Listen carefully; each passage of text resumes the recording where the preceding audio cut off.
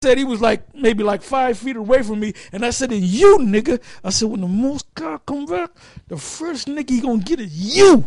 And then we just left, man. Yeah. You know. But like back then, we were bold, and we bold to this day. Well, years later, we found out that this guy was popping little children, man. You know, taking guys with their women and popping their. He had a what do you call that damn chair? Scorpion chair. There's a chair where you sit a woman in there and spread her legs, and you can put this leg up that way and that leg this way, and you can get all kind of positions. Yeah, exactly. You know, turn her ass up backwards and put the leg up like that and her arm over here. I mean, I don't know how true that was, but that's what I heard. But it was found out that he had went down to Atlanta, right? And he was raping all them little kids, man. He was popping all them little kids. And down there in Atlanta, they caught up with his ass. And basically, they gave him a sentence of 135 years. And he had his head all down. I said, look at this, the great E-Man Issa. And then the nigga changed his name every 3 years, man. At one point, he was a Gadite. What was he called? Black Fox. Black Eagle. Black Eagle. He had a Gadite get up. Then he became a Moor. Yeah. This dude was but niggas like that, man. Niggas like it when you dress a certain way and you have that prestige. Niggas like that, man. Islam is all about child molestation any damn way. It tells you that in the Quran. And this book that Elder Tahar brought out years ago, Satan's Angels Exposed by Salem Kerben. Salem Kerben speaks about in there how in Muhammad's kingdom you're going to be served by little boys. Now it actually does say that in the Quran, and also it's in the Quran about Mary worship, which shows once again, like Elder Gabar brought out years ago, and Elder Tahar, that the Quran is basically one of the babies of the Catholic Church. Catholic Church. This is the book of 1 Thessalonians chapter 2 verse 1. For yourselves, brethren, know our entrance in unto you, that it was not in vain. But even after that we had suffered before, and were shamefully entreated, as you know, at Philippi, we were bold in our power to speak unto you the gospel of the Most High with much contention. It was a great fight, man. There's more.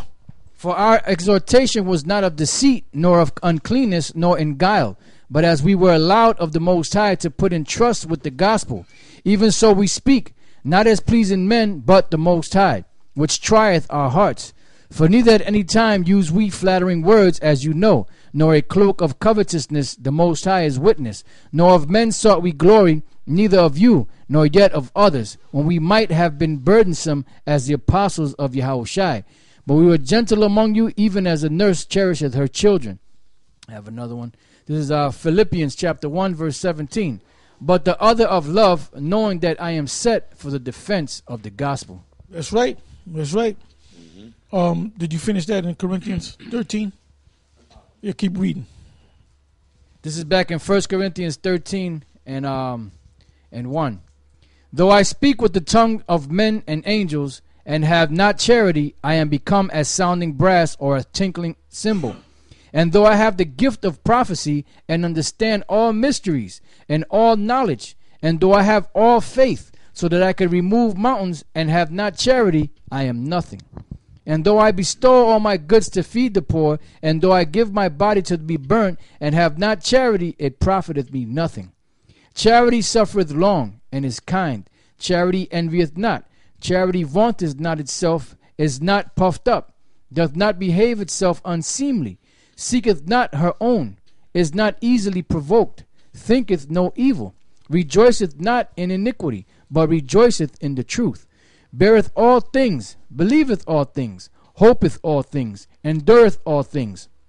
Charity never faileth, but whether there be prophecies, they shall fail. Whether there be tongues, they shall cease. Whether there be knowledge, it shall vanish away. For we know in part, and we prophesy in part. But when that which is perfect is come, then that which is in part shall be done away.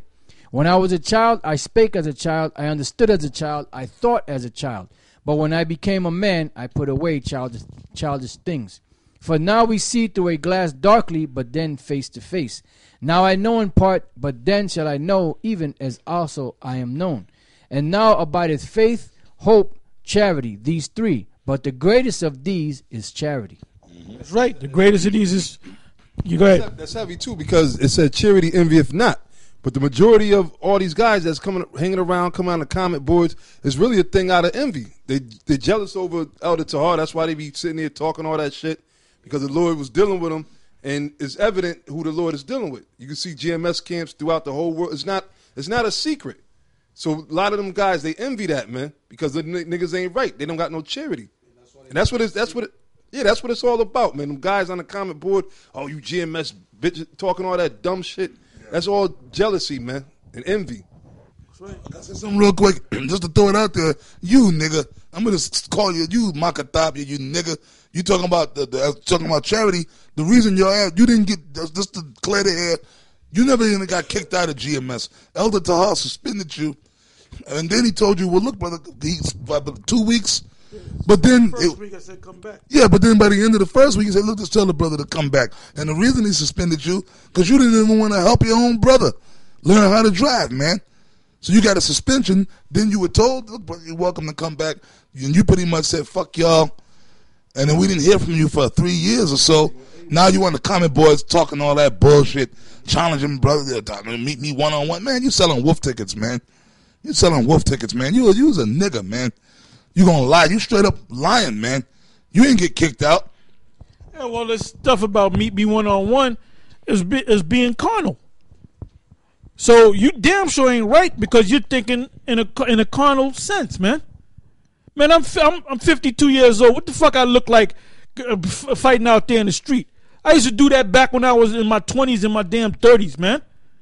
I would be out there like some niggas. Hey, you go to any basketball court anywhere in Babylon and shit. Niggas are playing a ball and shit, and a fight break out. You see some of them niggas 30, 40 years old, man, bringing out pipes and shit, man. You niggas are on a beastly fucking level, man. You guys are a bunch of goddamn beasts.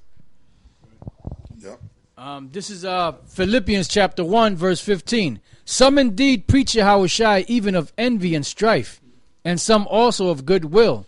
The one preach Yahushua of contention, not sincerely, supposing to add affliction to my bonds.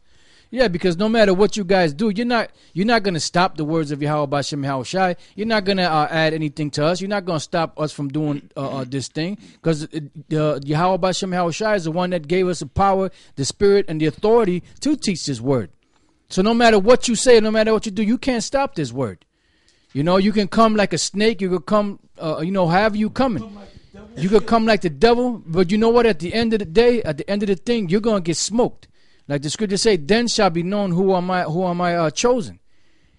So it says, but, and so you got, and then, a lot of you guys, like we've always been saying, some of you guys, you learn 2 or 3 scriptures. Now all of a sudden you're a top teacher.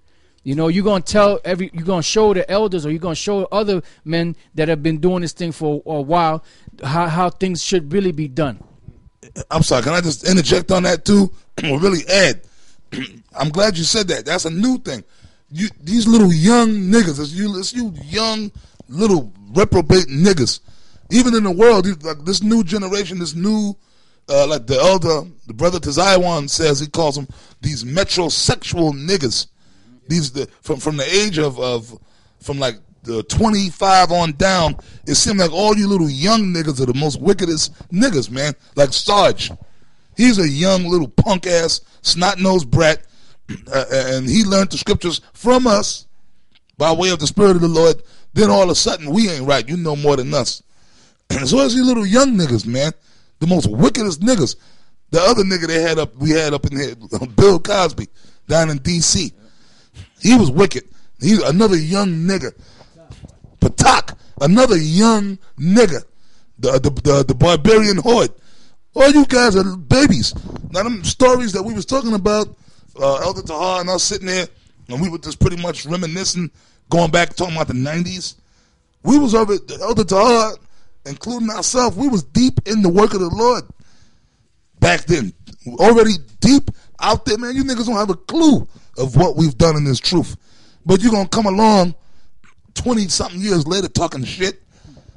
Man, you guys are, man, fuck you guys, man. Yeah, I got 2 scriptures here. The first one is in 2 Peter's, the 2nd chapter, in the 12th verse. You might read a verse or 2 up above that. Then the next one is Jude, the 10th verse. Okay, all right. All right, go ahead. This is the book of 2 Peter, chapter 2, verse 9. The Lord knoweth how to deliver the godly out of temptations, and to reserve the unjust unto the day of judgment to be punished. But chiefly them that walk after the flesh in the lust of uncleanness, and despise government. Presumptuous are they, self-willed. They are not afraid to speak evil of dignity.